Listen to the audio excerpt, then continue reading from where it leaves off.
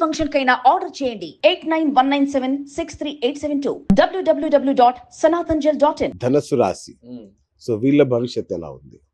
ధనస్సు రాశి వారిని పరీక్షిస్తే మనం ఆదాయం 14, ఓకే, వ్యయం 11, రాజ్యపూజ్యం 5, అవమానం 6.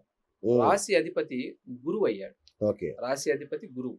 అదృష్టం రంగు పసుపు అండ్ క్రీమ్ కలర్.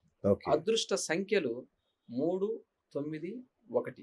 ఓకే, లగ్నాత్తు ఇప్పుడు గోచార రీత్యా చెప్పాలంటే ధనస్సు రాశి వాళ్ళు కొంచెం జాగ్రత్తగా కూడా ఉండటం మంచిది.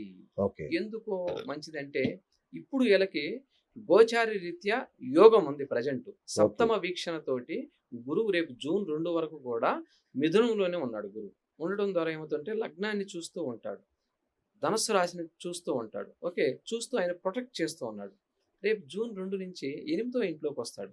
ఉచ్చస్థితిని పొందినప్పటికీ కూడా అష్టమానికి వస్తాడు కాబట్టి లగ్నాతో కొంత ఇబ్బంది ఉంది. అదే కాకుండా ఏలినాటి శని లేకపోయినప్పటికీ కూడా వీళ్ళకి అర్ధాష్టమ శని అంటారు.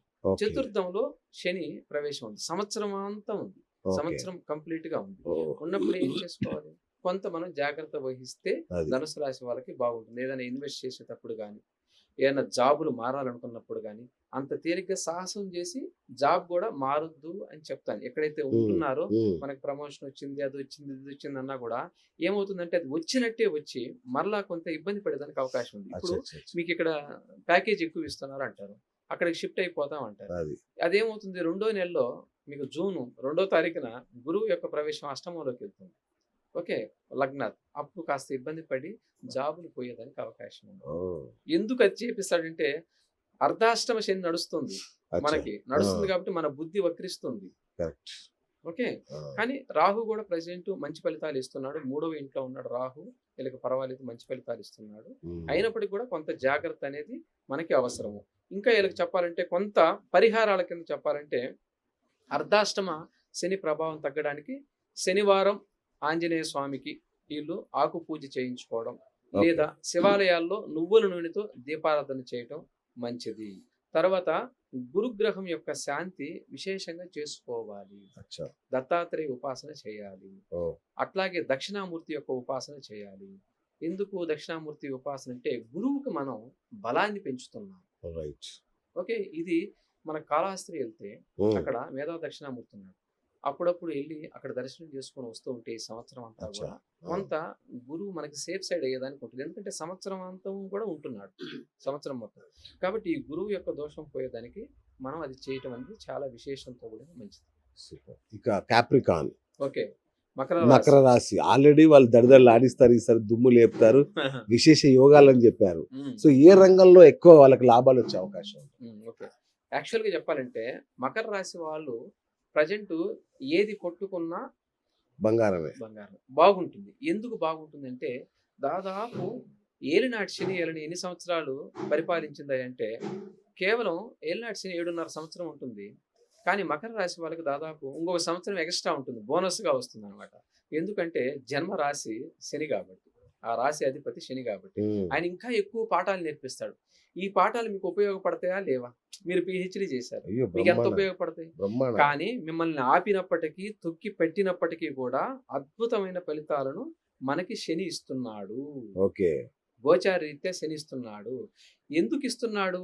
ఆయనకు ధనాధిపత్యం వచ్చింది, విశేషంగా లగ్నాధిపత్యం వచ్చింది, మకర రాశి ఆధిపత్యం వచ్చింది, ధనాధిపత్యం వచ్చి 3వ ఇంట్లో విశేష యోగకారకుడు. అలాగే జూన్ 2వ తారీఖున గురువు యొక్క కర్కాటక ప్రవేశం ద్వారా ఏమవుతుందంటే డైరెక్ట్ గా సప్తమ స్థాన వీక్షణ హంసయోగంతో ఉంటుంది. ఇప్పుడు ఈ టైంలో వీళ్ళు జూన్ 2 నుంచి ఏదైనా సరే పెద్ద పెద్ద లావాదేవీలు కానీ వ్యాపారాలు కానీ వీళ్ళు ఛాలెంజింగ్ గా చేయొచ్చు అనమాట. సంవత్సరం పాటు కూడా అంటే కొత్త కొత్త సంస్థలు ఏదైతే మీరు స్థాపించాలనుకుంటున్నారో అప్పటి వరకు ఆగండి, జూన్ 2 వరకు ఆగండి. దాదాపు June, July, August, September, October వరకు కూడా ఉచ్చ స్థితిలో ఉంటాడు ఆయన దగ్గర. ఈ ఉచ్చ స్థితిలో ఉన్నప్పుడు ఏమవుతుందంటే ఈ మకర రాశి వాళ్ళకి విశేషమైన యోగం కలుగుతుంది. ఎక్కడెక్కడో ఇబ్బందులు పడి ఇన్ని సంవత్సరాలు దాంకొని బ్రతికిన వాళ్ళు కానీ, ఏలినాటి శని వల్ల ఇబ్బందులు పడ్డ వాళ్ళు కానీ, ఫ్యామిలీలు లాస్ అయిన వాళ్ళు కానీ, వాళ్ళందరికీ కూడా గొప్ప శుభ అవకాశాలు గురువు పరిపూర్ణంగా ఇస్తున్నాడు. అలాగే శని ఇస్తున్నాడు. అలాగే రాహు కూడా ఇస్తూ ఉన్నాడు. రాహు ఓకే. కూడా తన స్థానంలో ఉన్నాడు. విశేషమైన యోగాన్ని ఇస్తున్నాడు. కాబట్టి వీళ్ళకి విశేషమైన యోగం అంశయోగంతో కూడిన గురువు యొక్క యోగం విశేషంగా ఉంది. శుభం. ఇక అక్వేరియస్ కుంభరాశి ముందే చెప్పారు మీరు ఏళ్ళనాటి శని ఉంది వీళ్ళకి అని. సో మరి వాళ్ళు దాని ప్రభావం ఏంటి, వీళ్ళు ఎట్లా బయటపడాలి, వీళ్ళకి పరిహారాలు ఏంటి? కుంభరాశి వాళ్ళని మనం చూసినట్టయితే ప్రజెంట్ వీళ్ళకి ఆదాయం వ్యయం గమనిద్దాం.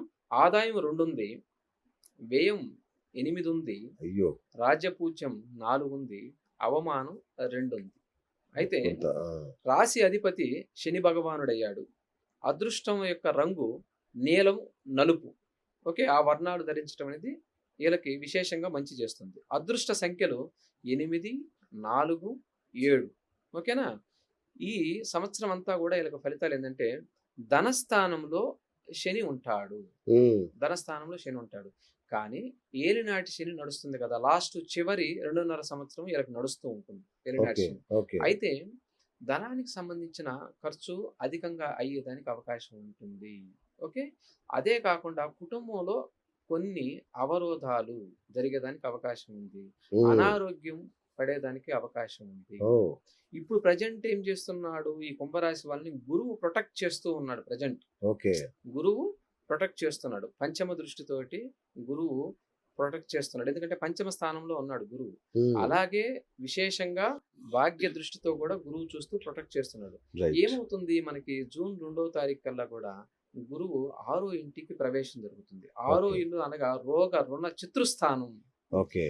ఓకే, మనం గతంలో చేసిన ఇబ్బందులు, గతం చేసిన అప్పులు ఏ అయితే ఉన్నాయో ఇవన్నీ కూడా రేపు జూన్ తర్వాత బయటకు వచ్చేదానికి అవకాశం ఉంది. జూన్ తర్వాత వీళ్ళు చేసిన అప్పులు కావచ్చు, వీళ్ళు చేసిన తప్పులు కావచ్చు. ఎందుకు తప్పులు చేస్తారయ్యా ఈ ఏలినాటి శనులు అంటే కర్మ అలా చేయనిస్తుంది. ఓకే, మీ బుద్ధి కర్మానుసారే అంటాం కదా. కాబట్టి పూర్వ జన్మలలో ఉన్న పాపం నశించాలంటే మీరు అటువంటి తప్పులు చేయాల్సిందే. చాలా రకాలుగా కూడా వ్యాపారాల పరంగా కానీ, కుటుంబాల పరంగా కానీ, ఉద్యోగాల పరంగా కానీ ఏదైనా సరే కొంచెం తప్పుడు నిర్ణయాలు తీసుకునేదానికి అవకాశం ఉంటుంది. వీళ్ళు తీసుకున్న నిర్ణయం సరిగా ఉండదు. సరిగా ఉండకపోవటానికి కూడా కారణం ఏంటంటే శని భగవానుడు నేర్పిస్తున్నాడు కదా, వీళ్ళు జీవితంలో ఎలా బ్రతకాలో, ఎలా ఉండాలో, ఏ విధంగా ఉంటే వీళ్ళకి అభివృద్ధి కలుగుతుందో, తదనంతరం జీవితాంతం ఎలా బాగుపడాలో కూడా శని భగవానుడు వాళ్ళకి విశేషంగా పాఠాలు నేర్పిస్తున్నాడు.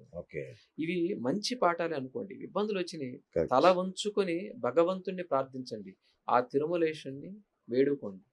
ఓకే, ఎప్పుడైనా సరే ఎంత పెద్ద కష్టం వచ్చినా సరే మీరు భగవంతుని ఆశ్రయించినప్పుడు ఆయన తట్టుకునే శక్తిని మీకు తక్షణమే ఇస్తుంది. దానికోసం ఒక మంచి పాట వదిలేండి, చాలాసేపు అయింది.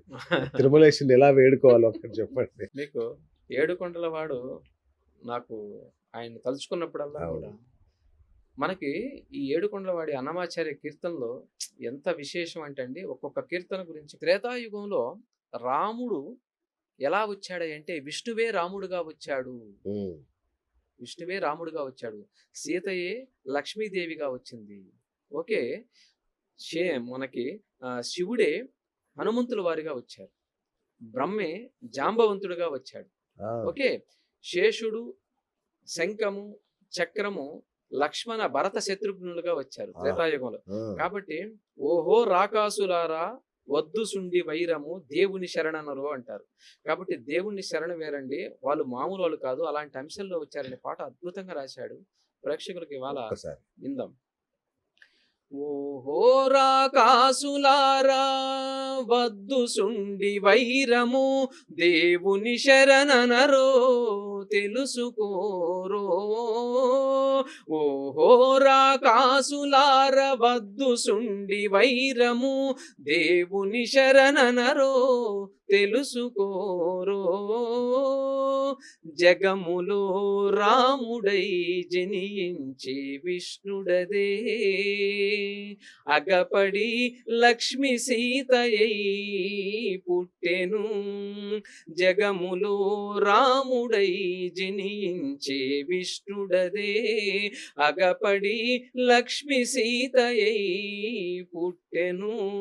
తగు శేష చక్ర శంఖ దైవ సాధనములెల్ల దిగి లక్ష్మణ భరతాంజిత శత్రుఘ్నులైరి. ఓహో రాకాసులార వద్దు సుండి వైరము దేవుని శరణనరో తెలుసుకోరో. ఇంకా ఏం చెప్తున్నాడు? సురలు వానరులైరి సూర్యుడు సుగ్రీవుడు. సురలు వానరులైరి సూర్యుడు సుగ్రీవుడు. మరిగి రుద్రుడే హనుమంతుడాయను.